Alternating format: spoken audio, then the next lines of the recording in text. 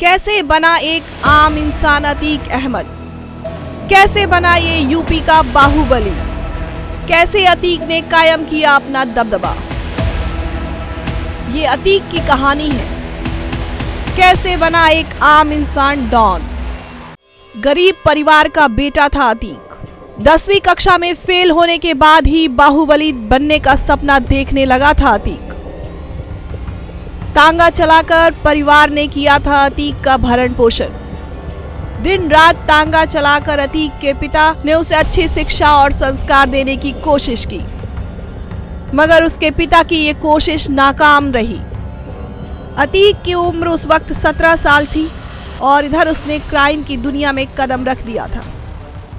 साल बीतता गया और इधर नाबालिग से बालिग हुए लड़के का क्राइम ग्राफ भी बढ़ता गया।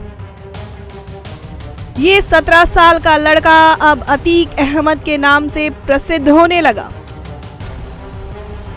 धीरे धीरे इस लड़के का खौफ इतना बढ़ता गया कि क्या नेता और क्या कारोबारी, सब चांद बाबा के नाम से डरते थे। ये वो दौर था जब चांद बाबा का दबदबा था। पूरा इलाहाबाद शहर चांद बाबा के नाम से कांपता था। आलम ये था कि पुलिस और नेता इस चांद बाबा को मारना तो चाहते थे, लेकिन हिम्मत किसी की भी नहीं होती थी। अब 2 साल का वक्त गुजर चुका था और अतीक अहमद का दबदबा बढ़ने लगा था, लेकिन कोई बड़ी पहचान नहीं हो पा रही थी। अब पहचान बड़ी करनी थी तो धमाका भी बड़ा होना जायज था। इसलिए अतीक ने सबसे बड़े डॉन यानी बाहुबली का पता लगाना शुरू किया। तब पता चला कि 1989 में चांद बाबा का नाम सबसे बड़ा है। फिर उसी चांद बाबा की अतीक अहमद ने सनसनीखेज तरीके से हत्या कर डाली। ये अतीक का पहला जुर्म और जुर्म की दुनिया में अतीक का पहला कदम था। अब जिस चांद बाबा से पुलिस और बड़े बड़े नेता खौफ खाते थे, उसी का बेखौफ अंदाज में मर्डर कर दिया गया। कत्ल करने वाला और कोई नहीं बल्कि खुद अतीक अहमद था, जो इस कत्ल करने के बाद बाहुबली बन गया था। फिर क्या, अतीक ने कभी पीछे मुड़कर नहीं देखा। साल बदलते गए और बड़े बड़े नाम उसकी क्राइम लिस्ट से जुड़ते गए। साल 2002 में नसन की हत्या, साल 2004 में देश के जाने माने बीजेपी नेता और मंत्री रह चुके मुरली मनोहर जोशी के सबसे करीबी नेता अशरफ की हत्या। फिर 2005 में नए विधायक बने राजू पाल की हत्या कराकर अतीक अहमद यूपी की सियासत से लेकर जुर्म की दुनिया में छा सा गया। अब अतीक अहमद का खौफ लोगों के जहन में उतर आया, पर पुलिस भी अतीक के पीछे पड़ गई। लेकिन अतीक तो अतीक था, वो कहां पीछे रहने वाला था। एक कदम और आगे बढ़ाकर वो सियासत की दहलीज पर पहुंचने में जुट गया। फिर 1989 में ही उसने राजनीति में जोरदार एंट्री की। इलाहाबाद की पश्चिमी सीट से विधायकी का चुनाव लड़ता है, वो भी निर्दलीय, क्योंकि वो कहीं ना कहीं जानता था कि उसे किसी भी पार्टी की जरूरत नहीं है। मेरे नाम का सिक्का अब चल चुका है। बस इंतजार उस वक्त का था जब ऐलान हो कि हमारी जीत हो गई है। और वो दिन भी आ गया जब अतीक अहमद की जीत पर मुहर लग गई। बकायदा चुनाव अधिकारी ने ऐलान किया, अतीक अहमद भारी अंतर से चुनाव जीते। फिर जिले के डीएम ने शपथ दिलाई और कल का गैंगस्टर अब राजनेता बन चुका था। इतने मर्डर केस के बाद पुलिस के नाक में दम करने वाला अतीक अब विधायक बन चुका था। इस जीत के बाद अपराधी का राजनीतिकरण तेजी से हुआ।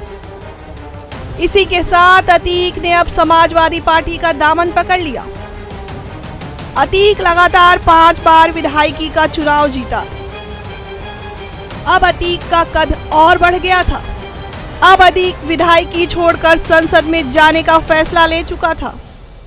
2000 वो साल था जब सांसद बनने के बाद विधायकी वाली सीट खाली हुई। अतीक को यकीन था कि उसकी छोड़ी हुई सीट पर उसका भाई ही जीतेगा। मुकाबला था राजू पाल से। बसपा से चुनाव लड़ रहे राजू पाल ने आखिर में बाजी मार ही ली। इस सीट पर राजूपाल जैसे नए नवेले नेता की जीत से अतीक अहमद को अंदर से धक्का लगा। उसी वक्त अतीक अहमद ने यह ठान लिया कि राजूपाल को वो जड़ से खत्म कर देगा। फिर तारीख आई 25 जनवरी 2005। ये वो दिन था जब राजूपाल की दिन दहाड़े गोली मारकर हत्या कर दी गई। इस हत्याकांड में देवीपाल और संदीप यादव की भी मौत हो गई। इस हत्याकांड में सीधे तौर पर उस समय सांसद अतीक अहमद और उसके भाई अशरफ का नाम सामने आया। अब तक अतीक जुर्म की दुनिया का शहंशाह बन चुका था, क्योंकि उसका मुकाबला करने की हिम्मत कोई नहीं दिखा रहा था। साल 2012 का वक्त था। अतीक अहमद जेल में बंद था। चुनाव लड़ने के लिए उसने इलाहाबाद हाई कोर्ट में जमानत के लिए अर्जी दी। 11 जजों ने सुनवाई की। अंत में फैसला अतीक अहमद के पक्ष में ही दिया, यानी अतीक अहमद को जमानत मिल गई। जेल से बाहर आकर अतीक अहमद ने चुनाव लड़ा, लेकिन उसके दबदबे में पहले के मुकाबले में काफी फर्क पड़ा था। वो चुनाव हार गया और हराने वाला और कोई नहीं बल्कि वही राजूपाल की पत्नी पूजा पाल थी, जिसकी 2005 में हत्या कराने के जुर्म में अतीक अहमद जेल में बंद था। इसके बाद 2014 के लोकसभा चुनाव में फिर से अतीक अहमद चुनाव लड़ा, लेकिन इस बार इलाहाबाद से नहीं बल्कि श्रावस्ती से। पार्टी थी समाजवादी पार्टी, लेकिन हार का ही सामना करना पड़ा।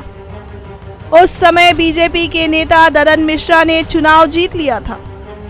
इस तरह बाहुबली अतीक अहमद का कद लगातार गिरता गया। लेकिन एक बार फिर से अतीक अहमद यूपी की सियासत और अपराध की दुनिया में चर्चा में आ गया। देखते ही देखते उसका नाम योगी सरकार की एनकाउंटर लिस्ट में भी शामिल हो गया। इसके बाद जो हुआ वो पूरी दुनिया जानती है। अतीक एक राज्य से लेकर पूरे देश में प्रसिद्ध हो गया।